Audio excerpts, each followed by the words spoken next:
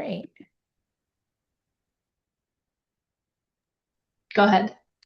Good afternoon, everyone, and welcome to the 17th annual Unsession at the SUNY Online Summit. Yes, we've been doing the Unsession for 17 years now.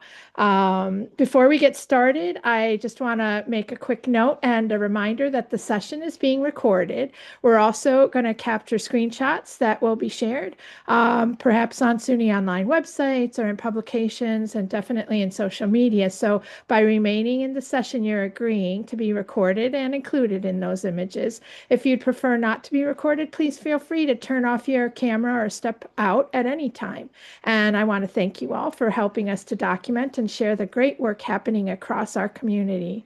We have had incredible presentations all weekend today so far, really thoughtful and inspiring and forward thinking. But as I look at all the little Brady Bunch squares in the room with me today, I know that some of the most interesting, innovative, and noteworthy work is happening across our community of online teaching and learning practitioners that are sitting right here in this room all together right now. So every year we dedicate one session to you. This is your chance to share something cool, something creative, something maybe experimental, something that worked, something that didn't, something you're piloting, something you would like a collaborator for, something others might borrow or build on.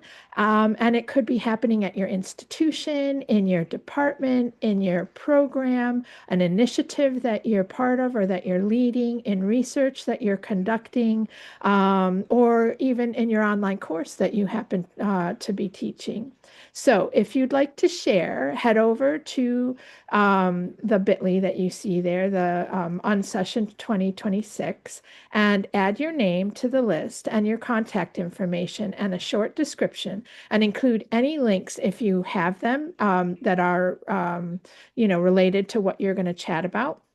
We're going to go in a first come, first shared order to give as many people as possible a chance, and you'll have 3 minutes or less. So think fast and focused, and this is going to be energizing, I hope, and informative, and you will be timed, and we'll keep going until the hour is up. And if we run out of names on the list, you know that I will start calling on people, so be ready. Let's have fun and let's see some really cool things that you're doing. All right, so I am going to go first and I'm going to stop sharing and find my page. And then I'm going to share again and share. Let's see, share the whole thing. Yeah.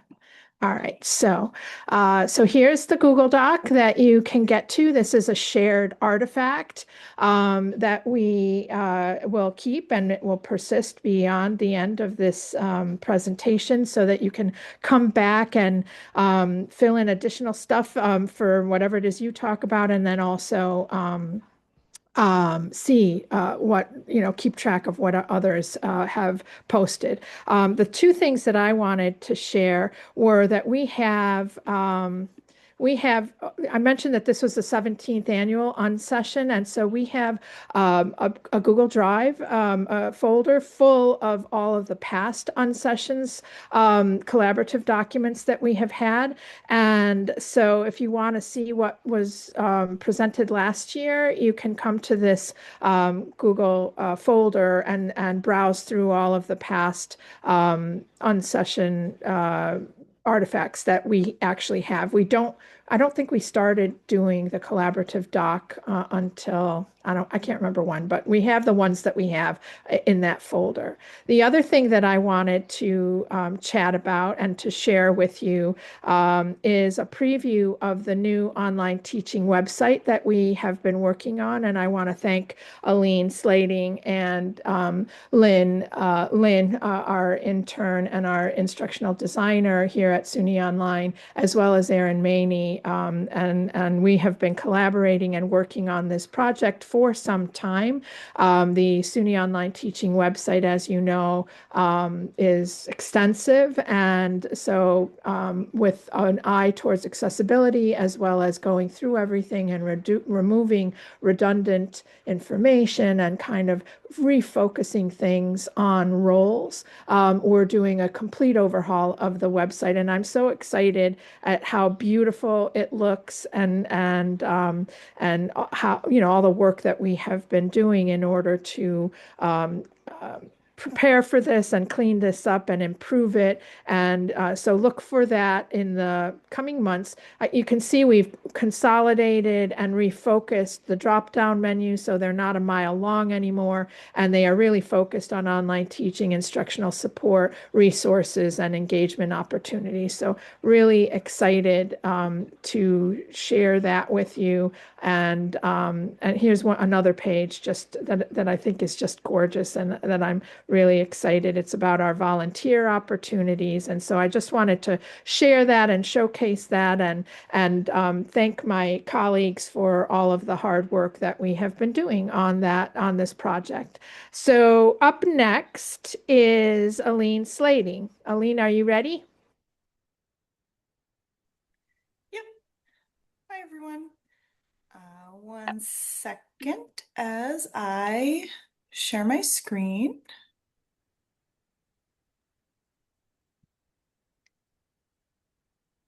All right. So, hi everyone. I am Aline Slating, Senior Instructional Designer with SUNY Online, and I work alongside of Alex. And a project that is currently in development is a self-paced intro to OSCAR training. So currently, we offer 2 synchronous webinars to introduce OSCAR for self-assessment and peer review. But we are in the early stages of planning this training that will parallel those webinars in an asynchronous modality. So this is, again, in the early stages, but our course objectives are for participants to be able to describe the purpose, design, and philosophy of the OSCAR rubric. They will be able to access and navigate the OSCAR rubric, related tools and resources, and they will be able to apply OSCAR standards to an online course, identify strengths and opportunities for improvement, and classify recommended changes. So how we will structure it is that it will be chunked into 3 to 4 modules, and there will be short auto-graded knowledge checks in between. And we'll have some callouts to separate the differences between self-assessment and peer review. Then once participants go through it and complete it, there will be the option to continue towards an OSCAR certification if you would like. And I'll just throw this in the chat real quick. And that's completely optional. But in that space, you would upload additional materials that require manual review. So we'll combine that all together.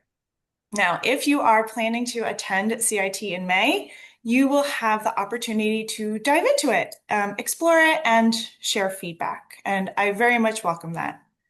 So thanks. Perfect, Aline. With time to spare, thank you. All right, next up is Lynn, our SUNY Online graduate intern. Lynn, you're up. Yeah.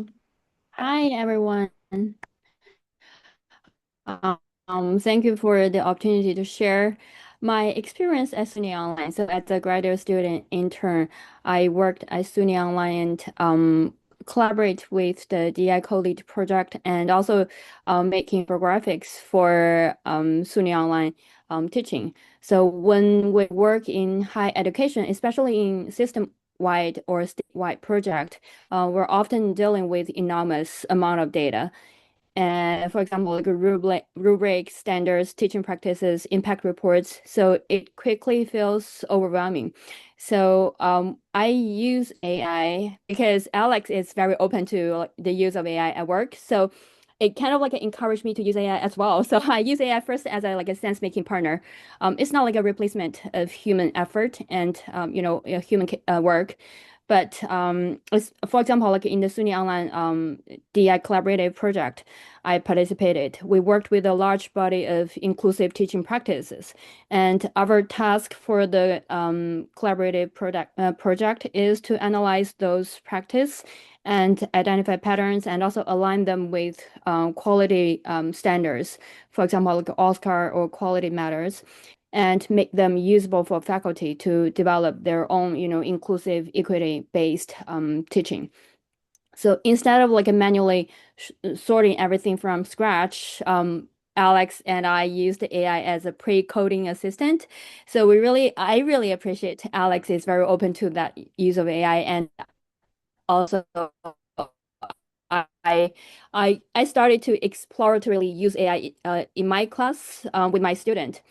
So with the AI tool, we first upload the DI teaching practice we have, and then ask AI to align the DI practice with the quality standards we want to match. And AI will give us, the aligned teaching practice with the standard. Then I will conduct my own qualitative coding and alignment to verify, refine, and reorganize the teaching practices based on the quality standard. And in that way, AI helped to surface pattern quickly, but also like my like human judgment ensured theoretical coherence and also pedagogical integrity. And the result is we were able to move faster while still while still maintaining the academic rigors in the process. And another thing I do using AI is to building order from information overload. So every year, Alex did a fantastic job preparing the full impact report for SUNY Online Teaching. And it is very thorough, detailed, and also very long. It's like nearly 20 pages with all the data and informations. But when I try to present that information and visually, things get complicated because we have so many sections and different datas and interconnections. I'm not able to like just showing the numbers Okay, because Lynn, from the your data we three also need to minutes are show up. data. Your Okay. 3 minutes are Yes. up. Sorry, I need to move on. Go ahead Okay, and no post problem. any chat, anything in the doc, Mm-hmm. the links to the infographic that Oh you yeah, sure. made and so forth. All right, who Okay, is yeah, up next? Thank you, Lynn. no problem. Yeah, there you are, Donna. Hello. Can you hear me okay? Yeah. Okay, I'm going to be real quick because I got another meeting at 2 o'clock that I have to jump on. Anybody that was on the open mic that we did with Chris Price last week has already heard about this already. Jamestown Community College did a risk analysis for Title II.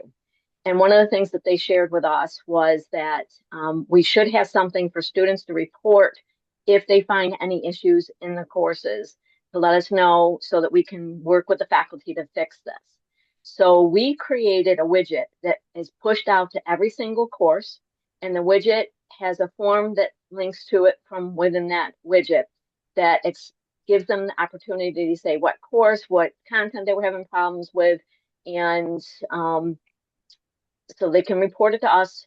A couple of people on our EIT committee have access to the form, and we get notifications through a special Title II email that we have set up. And as soon as the students send us this we try to do it within 24 to 48 hours, reach out to them, find out exactly what the issue is, and help rectify it. At this point, we've only had it in there since mid-January, and they are finding it. We've only had 5 students that reached out so far. One was they had no computer that they could do their online courses with, so we helped them. Even though it was not ADA compliance to things, we work with OIT to get them a computer to be able to do their online courses. The other 4 were textbook issues and access to their third-party textbooks. At this point, we have not gotten anything specific to accessibility, but we're just happy that the students are seeing the widget and they're using it at this point. So I did put a picture of the widget into the document. So that's it for me, guys. Thank you, Donna. Okay. Awesome. And I think Doris Ostrander from SUNY Adirondacks up next.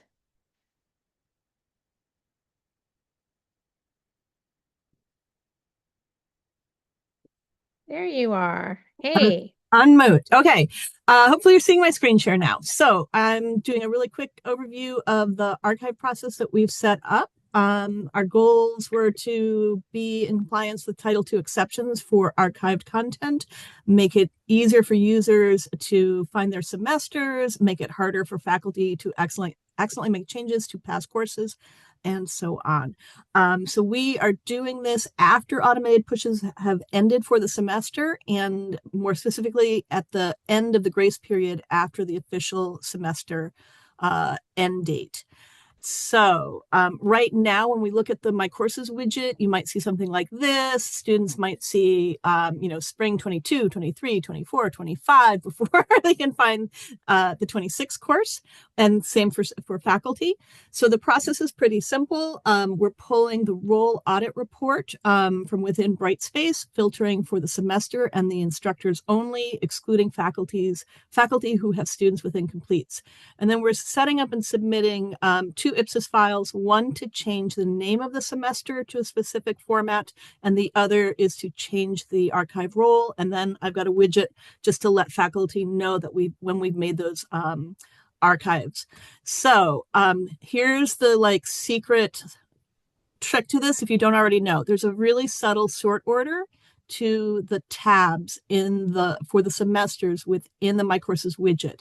If you have something and then space dash space, it'll be at the top. Something space will be second, underscore will be third, and no spaces and just a dash will be fourth. I was talking to Jeff the other day. He thinks that the capital letters versus lowercase letters may impact the sort, and I may have that backwards. Steve Race will know the correct thing. I haven't tested that yet, but I am looking into it. So what happens is now it's actually fairly easy to change just the name and maintain your existing code. So now my faculty, this is sort of how things sort. So things like past archives are at the bottom, and it's easier for students to see, and faculty, the current semesters. So, when you're preparing the IPSIS file, it's just putting the dash here, adding the word archive there. And so now what that looks like for students is if they were to come into the widget, they're now, and faculty too, they're seeing our community space, then they're seeing the current semester, hopefully, depending on the alphabetical order there. And if they come into the My Courses or scroll over, they can see the archive areas as well. So it just cleans things up fairly nicely. And okay, thank you, Alex. I see I have a little bit more time. And so we have set up, in addition to that renaming of the semester, we have set up an instructor archive role. And that role allows faculty to have access to all of the content, including the grades and the students' work, in case they need to write a letter of recommendation for students and they want to see that past information. It allows them to import or copy that content into a new course shell, but they can't make changes to that content.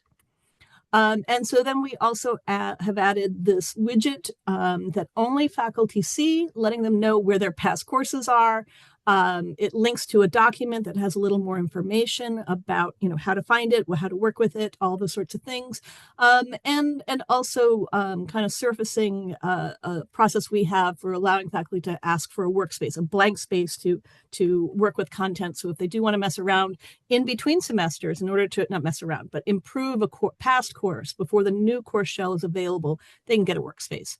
So I have a humble request to everyone else out there, which is it's really helpful if you can make your semester name something short and meaningful to give users a way to know which campus or SUNY entity each semester tab in the My Courses widget belongs to. So something like this, I know early days, a lot of us had this. It's really hard to tell which campus this belongs to. So that's kind of confusing for students as well as for faculty. And so if you can do something and you can take advantage of those, that subtle sort order to put things in the places that you want them. It's, like I said, it's really easy to change the name of the semester once the automatic pushes are done, and to have a little more control over what's happening. And that's it. Thank you. Thank you, Doris. Okay, Erin Maney, you're up next. I am. All right, let me share the screen. Hey everyone. I wanted to share with you briefly a couple things that we showcased this week in case you missed it, so you have links to it, and also something coming up next week. So every year we work with SUNY OER Services to host webinars for Open Education Week. It always falls the week directly after the summit, so it's awesome. It's nonstop webinars and nonstop gathering for all of us. But next week we are hosting 5 sessions. We have 4 SUNY campuses presenting, and 1 presentation is with our Lumen Learning partners. So we are excited about that. We hope you will go and register for those sessions. So that's starting on Tuesday of next week. OE Global is also hosting sessions around the world, and their website has a lot more information about other institutions and what you can take advantage of. We also, on Monday, we awarded our SUNY Effective Online Practices. And I invite you to come to our website to check out our repository. We have added the 2026 entries in the repository, but this is a collection of effective practices that we have been collecting for the past 12 years. There are 99 entries from 34 SUNY campuses. There's a lot of really great strategies and tips and information in here. So take a look around. And it has the person's information who submitted if you wanted to reach out and make that contact. As part of our Effective Practices program, we partner with the University of Central Florida to have our effective practices considered for submission to the Teaching Online Pedagogical Repository, or TOPR. And this call for entries just went out from TOPR, I think a week ago, and it is they're accepting entries through March 31st. You don't have to have participated in our Effective Practices program to submit to TOPR. Anyone can submit to TOPR for consideration. If you go to the search bar here and type in SUNY, you will get all of the SUNY entries. I believe we have 12 faculty who have been accepted into TOPR over the years. And then lastly, you'll see a slideshow that's being played throughout the summit every day.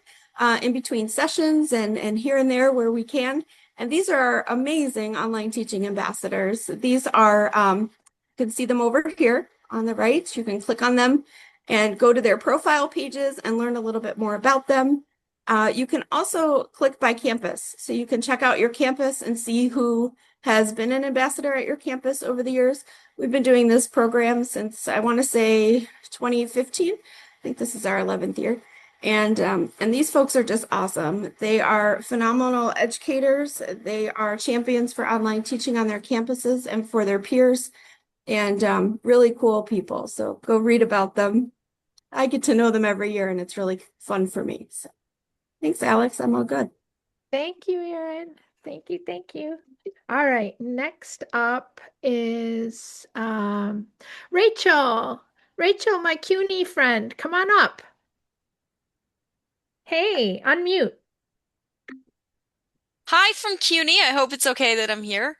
Absolutely. So this is a project that was started. I worked with a faculty member who's building a nuclear medicine program. I asked what was the main challenge that our students face, and it's always that they need to be able to think on their feet and be able to instantly know which equation to do. So a patient comes in and they're 5 minutes late. You need to adjust your dosage, solve for X, know exactly which equation to use and how to apply it. You spend 5 minutes in the vicinity of the previous patient who got this dosage. How long can you spend in the vicinity of the new patient to minimize your risk? Solve for X, know exactly which equation to use. A patient comes in and they start hyperventilating. How do you both calm them down and also adjust your dosage to account for that missing 5 minutes? Because as we know, radioactivity decays. So first we reworked her assessment instead of just being, like a normal test to be a scenario that she acts out, and the student interacts with that. So in the middle, let's say they get the injection, all of a sudden she'll go like, oh wow, I'm really itchy. Is it really hot in here or something? Like she's not telling you, hi, I'm having an allergic reaction. She's exhibiting the symptoms. And that was great. But she's like, here's the problem. All of these scenarios factors change constantly. A patient ate something they weren't supposed to. A patient's late. What do you do? So I built this AI bot to help, which immediately generates a practice scenario For the student, it automatically fills in a patient with the name, the patient information, the clinical thing, and then just say, listen, I need help. I don't know, and it will guide you through it. This is not meant as like an assessment tool. This is meant to be a guide for students to constantly be able to practice, questions. And then if you get it, I always make sure to include in the scenario then a human factor of where something goes wrong, where it's not just the simple math. So like, for example, I can answer, help him understand, and it will continue the scenario and then give them a recap of, hey, here's the things you should review. And that is AI bots for practicing human skills. I hope I stayed under my time. Absolutely. You didn't hear the ding yet. You actually had 45 seconds left, but thank you so much, Rachel, for sharing. I really appreciate it. It's really nice to see you again. Thanks for always, tuning in to some of the activities that we do. It's always nice to see your friendly face. Chris Price is up next. Hello, everybody. So the thing I wanted to share was something that's been a long-term project of mine. So as many of you know, I coordinate the SUNY faculty development community of practice. So those who work in centers for teaching and learning, lots of instructional designers.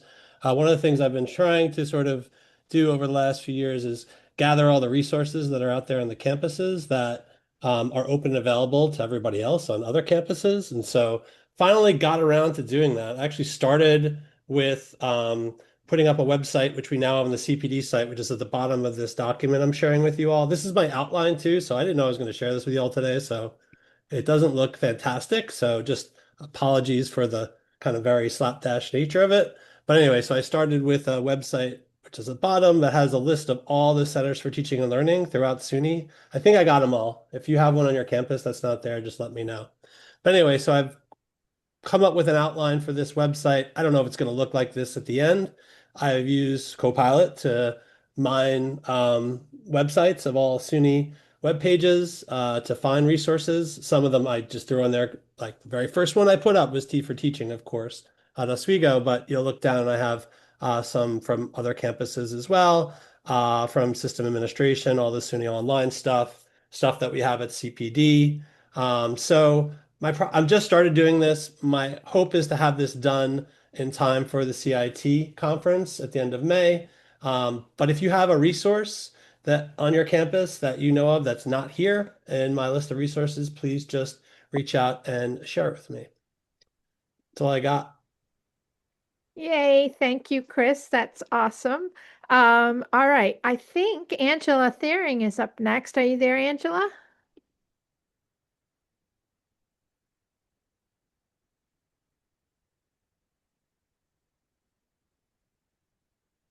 Angela, are you there?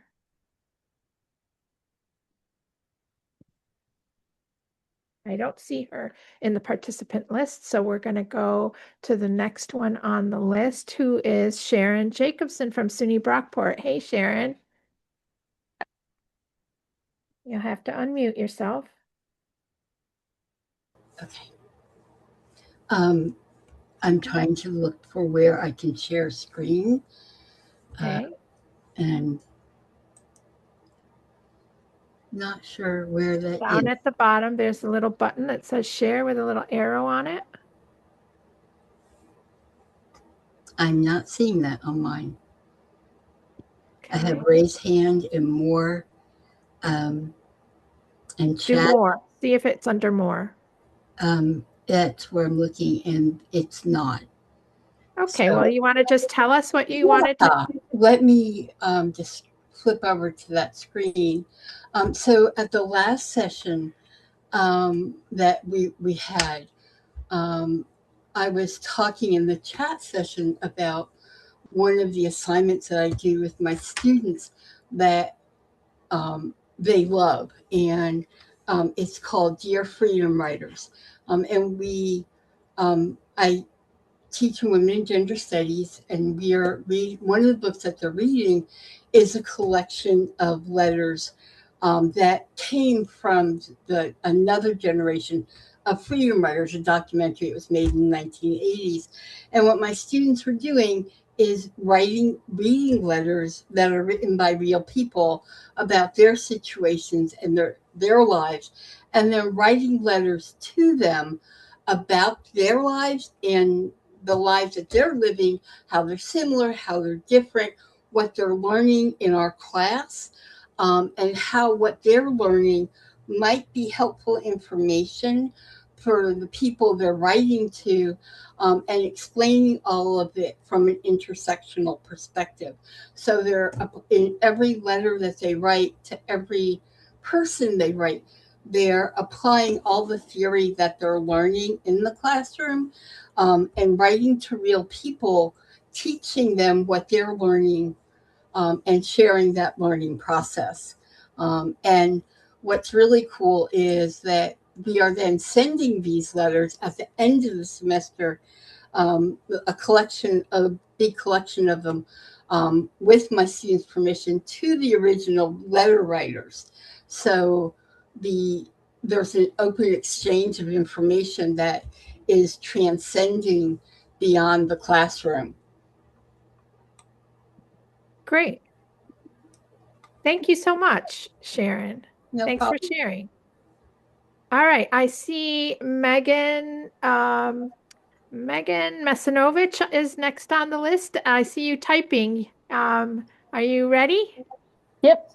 I just added it. I was just like, why not? I'm here, so I'll Yeah, share why what I've not? been working on. So I, similar to Rachel, used the Microsoft Copilot Studio to create a bot. So my bot specifically can be used for accessibility review of digital assets. So I won't go through like a whole scenario, but you can see here there's some options for uploading documents, like check a PDF, check a Word document, and it will give you actionable steps to ensuring that your digital asset can be brought up to compliance according to WCAG 2.1. So I have it fed with various resources that can help ensure, like, that documents are going to be up to standard. It can do websites, but not links. So if I just put a link to, say, the SUNY online website, it wouldn't be able to give you like a specific report out on that, but it could give you like some steps in terms of like if you upload screenshots or upload content blocks, it can also help you look at that as well. And another cool thing that it can do is like it can make I kind of lightly played with it for making like a matrix, like a risk matrix, in terms of like organizational planning for accessibility. But I'll be honest and admit, like, I didn't do a ton with that, but it did do a pretty good job in outputting some like risk factors or risk items and how to scale those on an Excel sheet. So just something cool that I've kind of been working on. It's taking its time because it must just be going through reasoning right now, but this is what I've been working on. So just something kind of cool. And I always have more examples. So if you want to ever take a look at it, just reach out to me. I'm still Yeah, well, can you it. post, whatever it is you're open to sharing in our shared Google Doc? Also where, just a little bit about you, where you're from, so that we know where all of this is coming from, and any links that pertain to your very cool bot there that you talked about. Okay, let me check our doc and see who's up next. And I don't see anyone left on the list. So I'm going to go down the participant list and see. The first person that I don't know is Brigitte Martineau. Brigitte, would you mind coming on and chatting a little bit about something cool that you're doing?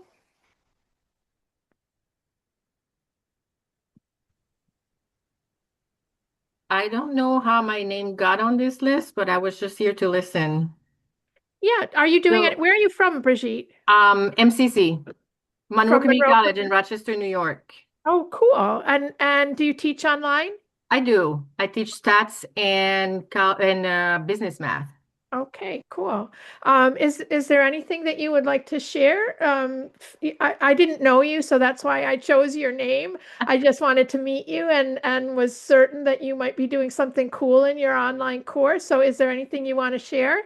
I have been very overwhelmed with bringing all this to compliance, so I don't have anything specific going on right now. to compliance regarding accessibility? Yes, correct. Okay, yeah, that's a challenge for all It of us is. right now. I agree. Yeah, so okay, well, thank you very much. Ooh, Thank there's you. the timer. Dan, you have your hand up. I do because I have something to share. Cool, Um, thank you. yeah, so I just wanted to share very briefly, and I don't have any slides, but we are closing in. I wanted to talk about Coursera for just a minute. We are closing in on our 3 millionth enrollment in a SUNY online Coursera course. 3 million enrollments from around the globe, which is pretty impressive. We've been doing this now for 12, 15 years, and we've engaged in everything from blockchain to wine tasting to childcare support to self-efficacy to all sorts of every topic you can think of. We've got MOOCs for it, just about. We've got tens of thousands of students interacting with the Google AI certificates, which have been very popular. We've rolled them out to a lot of different campuses. I want to say something like 12, 15 campuses. And like I said, there have been tens of thousands of students who have benefited from them. They're available to any student, any faculty member, any staff member with a SUNY email address. So at Monroe, at albany.edu, or at suny.edu, or at buffalo.edu, or at eriecommunitycollege.edu, whatever it happens to be. Those are available to you. If you are at all interested in putting some of your content on Coursera, we'd love to talk to you. We've generated close to, I think, over $5 million for SUNY campuses over the last years related to Coursera. We have an expert in Amy Moore who will guide you through the process of creating a MOOC and making it top class. We've got one coming out soon that I'm very excited about AI use in healthcare. I think it's going to be a hit. It's being produced by Stony Brook University. I just want to give a quick plug for our Coursera initiatives, Alex. Thank you so much, Dan. Yep. Can you post a little blurb on that in the Google Doc so it's Absolutely. documented and people can return to that after if they want to, pursue that, that'd be great. Absolutely. 45 seconds to spare. Awesome. I'm a All pro right. at this, Alex. Let me check the doc and see if anyone else has signed up. Okay, so now I'm going to go down the list again and pick somebody I don't know. I'm going to the bottom of the list now, and let's see. Ryan Loomis, I don't know you. Are you there? And would you like to tell us a little bit about yourself and something cool that you're doing?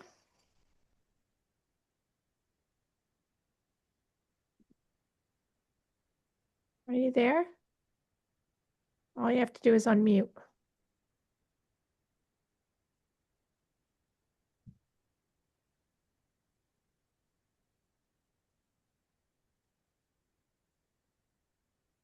All right. Well, maybe not. All right. Right near Ryan in my list is Sahar Hussein. Are you there, Sahan? Would you like to share something cool that you're doing? Sure, I wasn't prepared, but I'm happy to jump in. Yeah, cool. Great to meet you and everyone else that's on the call. I am the Assistant Director for Online Learning at Salem State University. So Salem, you might have heard of it. It's the witch trials town in Massachusetts. But I'm in New York. I'm based in New York, so I work remote. And so one cool thing we're doing at the university right now is to we are looking to integrate and implement UJA Panorama for our accessibility compliance. So we've gone through the initial training and we are now looking to sort of just like adopt it and try to figure out how we're going to get this huge undertaking, this rollout to happen. We have a lot of issues with PDFs, with accessibility, with a lot of personal courses on Canvas and our LMSs. So we're just trying to figure out how to kind of like walk that the fine line or the tightrope through. We've got union issues too with like what we're requiring our faculty to do, how much of that is going to be part of the Center for Teaching and Learning's job, and then how are we going to work with accessibility to make sure that all of this is up and running. We don't foresee that this is going to be we're not going to roll this out by April 24, 2026, but we are starting the efforts, which is pretty exciting. And I love all of their features so far. So I'm already a fan.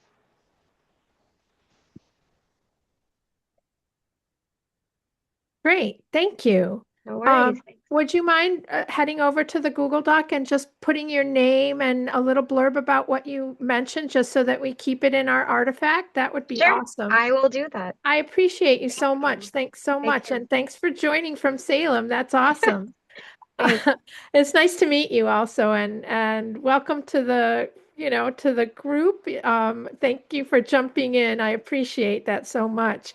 I also don't know Liu Shi, and I'm wondering, Liu, if you would like to hop in and tell us a little bit about yourself and something cool you might be doing.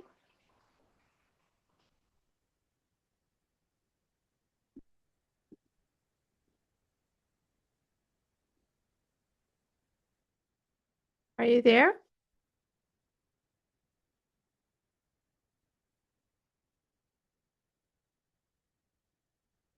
I'm going to check the Google Doc and see if anyone else has signed up yet.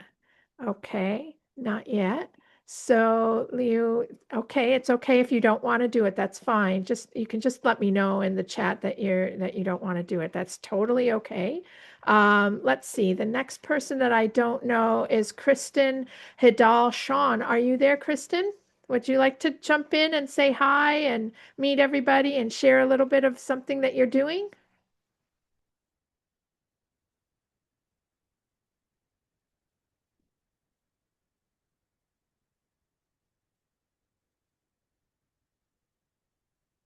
You there, Kristen?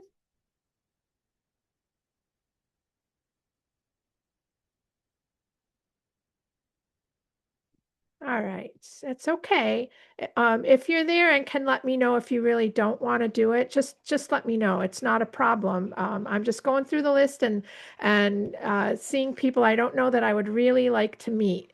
So Cheyenne Walters, I just randomly went through the list and there you are. Are you available to chime in and say something cool about what you're doing? Shania, not Cheyenne, Shania. Sorry, I misread that.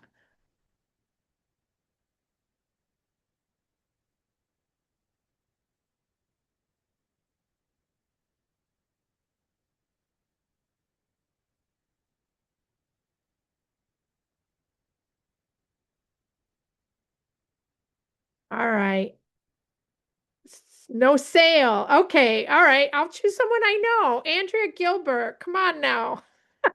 What cool thing are you doing? Let's see. Hey everybody. Hold on, let me get my camera on here. There we go. Okay.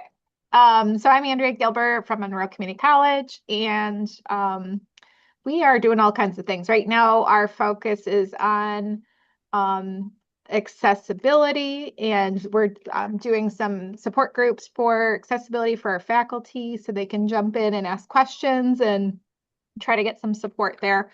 We're also doing that for AI. So we're offering a support group so faculty can also discuss AI.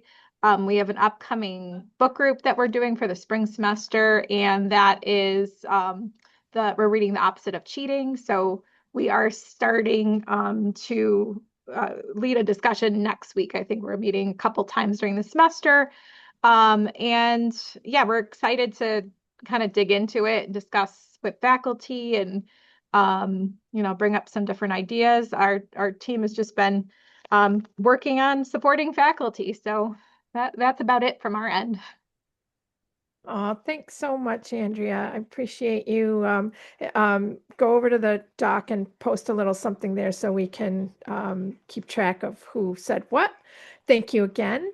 Now, my friend Ian, are you there? Ian August, you want to jump in? Come on, the water's fine. How's it going, Alex? Can you hear me? Yeah, I took that picture, I think. That was at a wedding. No, no. Oh, okay. Took a All right. different one. Let me just turn off my fan. How's it going? So for context, Alex when this conference was in person, put me on the spot and made me get up in front of a room full of people to do this the first time. But I was so nervous, Alex. I don't even I realize know, I how nervous remember. I was. So this is so much easier. That was the first Um, time I ever met you in person. oh man. All right, come on. What are you doing that's cool? All right, we're doing a lot of cool stuff. We're launching more online programs. I work at St. John's University.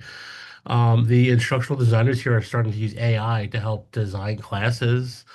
That's kind of cool. You know, we can't be subject matter experts in every topic, so using AI with the content that faculty provides us is helping us a lot actually, and it's super smart. It's kind of annoying. I feel like we might not have to use our brains that much as instructional designers in the future with the power of AI. Sad. Okay. I'll add it to the doc. Okay, perfect. Thanks so much. I appreciate it, Ian. Nice to see you. Nice to All see you. right. Hear you. Answer you. All right, Kate Robinson, I see you there. Are you able to come on and say hi and something cool that you're doing?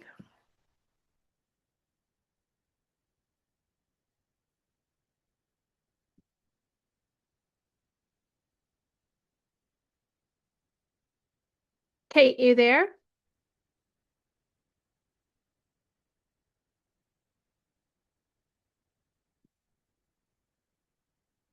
Okay, maybe not.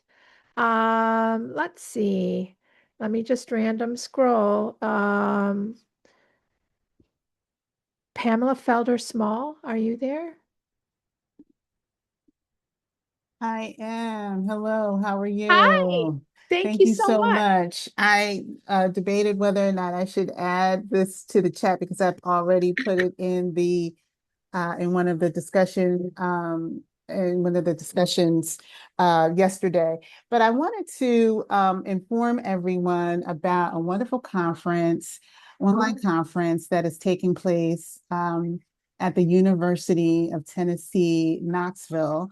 It's a teaching and learning innovation conference sponsored by the Division of Faculty Affairs. The conference theme is Teaching and Learning with Joy, Purpose, Connection, and Possibility. Registration is free, but you have to register by March 22nd. And I will be presenting. So I'm very excited to be talking about teaching online with a joy philosophy, especially as it relates to participant engagement. And so I'm really looking forward to it. So I will post that information in the document. Thanks so much, Pamela.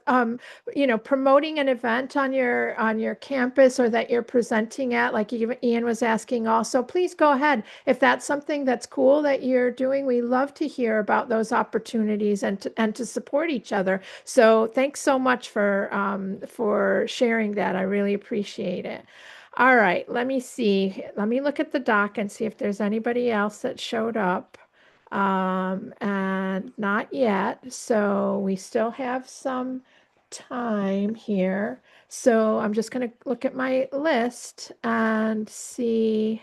Um, hmm, Catherine Larkins, I don't know you, I don't think. Are you there?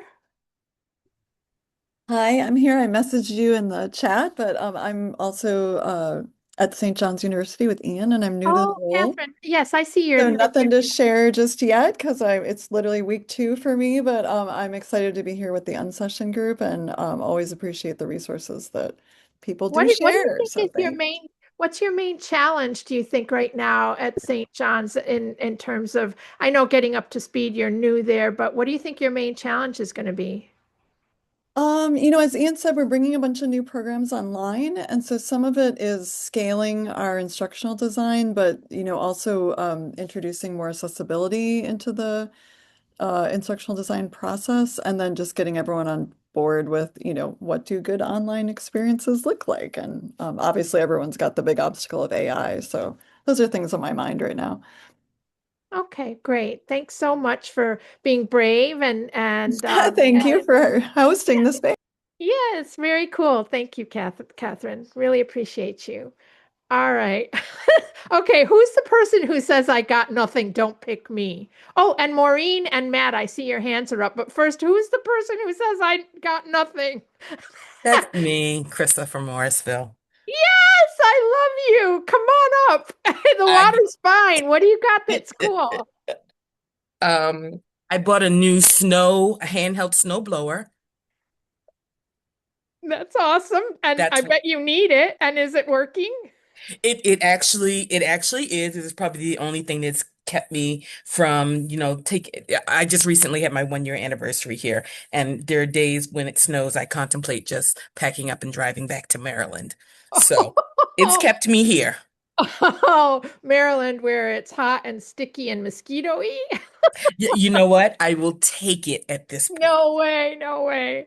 Well, I love, love, love that you changed your name to Don't Pick Me, and I love even more that you came up and talked. So thank you, thank you. That's so cool and You're awesome. welcome. Thank you. All right, Maureen, I see your hand. Okay, so nothing new, but I just want to sort of shout out to everybody who worked on the template for the online classes. Because we started our next round of training and we've got brand new faculty new to online, and we use the template and we've got it modified for Rockland. But I can't tell you how many times faculty have said, wow, this is an incredible amount of work. They thought of everything. There's all of this stuff. So fantastic feedback. And it really, really is so helpful to get everybody in the right structure. And instead of starting on the blind and having to build it themselves, it's just amazing because it helps get them on the right footing, explaining instructional design and course structure and all the things we should have. So kudos to that team again, and thank you. And if anybody hasn't looked at that yet, please do, because it's incredibly, incredibly helpful. So Well, thanks so much for the plug, Maureen. And I see you're now at Rockland. You had been at Orange, and so nice to still have you in the family. And I appreciate the endorsement. And if you could put the link to the templates in the chat with your name, just so that we record it, that would be awesome. The SUNY Online digital learning environment templates were developed as part of the digital learning environment work group a couple of years ago now, and it was a team effort. Andrea Gilbert, who spoke a minute ago, was my co-pilot on that work group, as well as Maureen. I think you were in that work group. There were a number of other people probably in this room who collaborated on that, and they are openly licensed, freely available for anyone who wants to adopt them. They are Oscar informed, and you can just download the zip files and import them into your Brightspace environment, or they're also in the common cartridge format, so you can import them into any learning management system if you would like to. So thanks for sharing that, Maureen, and showcasing that and promoting it. Really appreciate it, and also super happy that they've been helpful for you. Whoop, there goes the definitely. timer. Thanks, guys. All right, thank you. All right, now Matt, that I see you and your little pup. Yeah, hopefully she doesn't bark. But can I share something unofficially and not be added to the list? I don't want to steal anybody's thunder because, of course, it takes a whole team to make things happen. Um, especially with artificial intelligence, there's so many questions to be asked about, accountability and ownership and ethical concerns and intellectual property. But we're running a campus contest. I could show you our widget since everybody's getting a widget. If you don't mind me screen sharing real quick. No, go for it. Great. So this went out in both email and also went out, it's in our widget as well. We're running a campus contest for about a month, and it's for students, but students reach out for a sponsor, for a faculty sponsor. We haven't opened it up to staff sponsors yet. What this contest does, I'm not sure if you can see my mouse highlight. It activates the checklist. We also have an art contest that follows the same formula. It activates a checklist, or a checklist is the action that activates an intelligent agent that does an enrollment in a course. And then once they're in the course, these students can choose a path. They can choose a path to submit either open track. It's just a path that they would think would be useful for an AI project, or a guided track, which is pre-built questions. And they can submit them into a quiz. And then we also set up rubrics for the open track and the guided track quizzes. So students will make a Panopto video, and that they can submit at the time, or they can create the video at the time of insertion. With Panopto, it has a capture feature, so it's kind of an all-in-one. They can also do automatic speech recognition for captions for accessibility. So it's really informative, and it helps students reach out to their faculty and connect, you know, kind of creating that campus community. Also, we encourage Microsoft 365 Copilot through the campus because it has enterprise data protection. But if you've been paying attention to the news lately, even Microsoft isn't immune to data leakage through their artificial intelligence systems. There was some confidential emails that were leaked through Copilot. But this whole contest, I mean, there's a lot of aspects to it. And I've even had students reach out to me to have discussions. They feel like with the widget and the information that was pushed to the students listserv, that it was kind of a top-down approach. And everybody's, at least in the private sector, has felt like these CEOs are pushing these artificial intelligence tools from the top down. So I've had good talks, and I think they find comfort in knowing that I also have concerns, and so do other representatives on campus. So it's been so far, it's in progress right now, but so far we've had some things just kind of organically happen through discussion that has created community, and hopefully we get a bunch of submissions. It's really neat to see this stuff just kind of happen, because you don't really know what to expect sometimes until you put it into action. That's awesome, Matt. Thanks so much. And you don't have to document in the chat, but if somebody wanted to contact you to learn more or to talk more about it, could you put your name down in there so that they could do that? If are you willing? Yeah, absolutely. That would be awesome. All right. I Thank you. hear that thank you again. I hear my friend Angela Thering is back in the room. I love that picture of the dog. Are you there, Angela? Yay, there you are. Hi. Hi, thanks for letting me pop back in and out. I will share my screen with you. I'm co-chairing the one of the AI and accessibility groups for the FAC2, and we had our meeting at a conflicting time, so I apologize. Can everyone see my screen? Yeah. Good, nice blue screen? Yep, looks good. Good, perfect. So what our team is working on is a Brightspace resource to help faculty use AI to make their course content more accessible. So I'm calling this a problem-focused, solutions-based resource. And I kind of walk faculty through what they're going to be doing with this, what the resource does, how to use AI for accessibility, when to use it for accessibility, different resources when like manual remediation is better than the AI remediation. And then I have a targeted group of things to focus on so that whoever is the content creator, faculty member, let's say, can hop in and let's say they're struggling with alt text.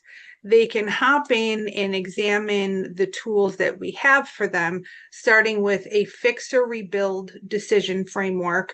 Should I fix this? Can I invest the time in fixing it, or should I make a whole new one? I think this is key to a lot of accessibility problems. I've been guilty of spending 3 days to remediate something that I could have made a brand new one in an hour, and I'd like to help people not make that mistake. And then I have a decision matrix here for each different tool, but for images, for should I mark it as decorative? Should I use an alt text? Should I use a long description? Then I have a number of examples, but I think the coolest innovation with this resource is that after being mindful of all the things we need to be mindful with using AI, we want to use approved tools. We want to make sure we don't have student data. I provide them some custom prompts here for people to just simply copy and paste this prompt It will guide them through how to get an alt text for their image and why they put it in the resource, and think about its instructional value. And then they can just check and make sure everything's good. They can validate their alt text. And then I kind of give them some common pitfalls. So I took the issues that come up most often in our resources in Brightspace of different things with Word documents, different things with alt text, different things with media, descriptive text, tables. And I tried to target the most common mistakes that people have, or the common issues or struggles people have with accessibility.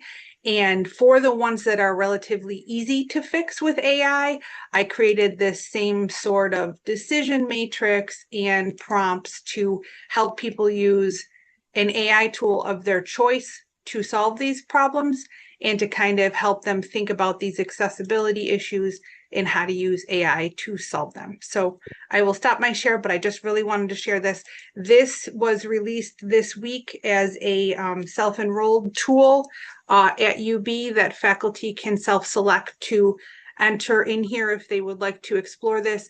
And we are framing it as an evolving resource that I will continue to work on and add more elements to. So any thoughts or questions about it? I'd be happy to answer any questions, and I'll throw my email in here in case anybody wants to email me. Thank you so much. Thanks, Alex. And that is a wrap. That is the 17th annual Unsession. The link to the shared doc will be posted, and you can come back and return to it and check out some of the very cool things that folks are doing. And if you did have a chance to chat, you can fill it in more with anything that you'd like to. Matt, I don't see anything in there from you quite yet, and people were asking. So please go in there and add your name and contact information and anything that you want to say about what it is that you shared.